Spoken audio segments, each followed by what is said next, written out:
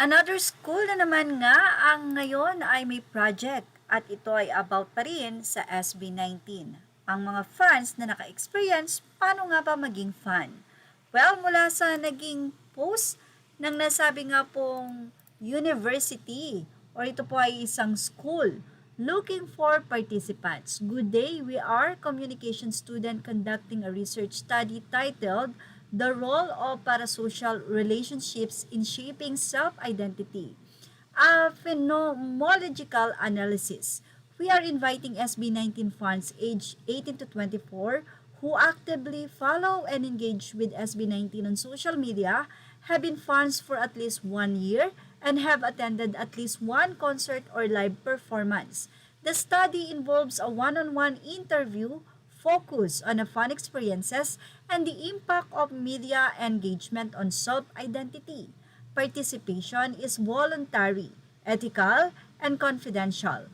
If interested, please message us on comment interested. Ang mga estudyante po na to ay mula sa Batangas State University. Well, hindi ito ang kauna-unahan na may mga ganitong project ang mga student ng mga universities dahil before, parang ang UST naman ang unang gumawa nito at ngayon nga ay nasundan pa. Ibig sabihin talagang sobrang ang mga fans ng SB19 ng 18 ay gumagawa talaga ng ingay sa social media or yung support nila sa SB19 ay talaga namang nakikilala hindi lamang ng mga pribadong tao na nanonood sa social media kundi pati sa mga schools. Ito'y dahil na rin siguro sa mga kanta ng SB19 na madalas pinapatugtog sa mga graduation or sa mga event.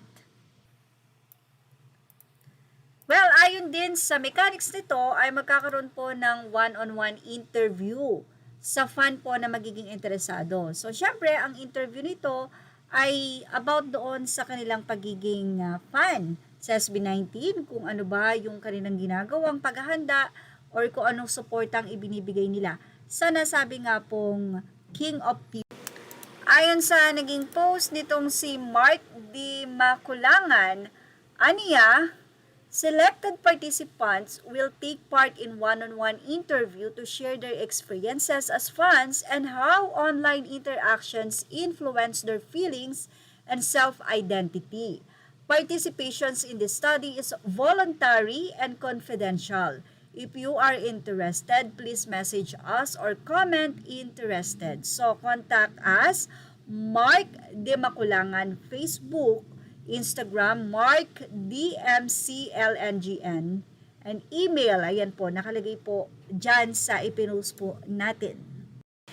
Images are all credit to the rightful owners. Please like, share, and subscribe, and thank you for watching Showbiz Now.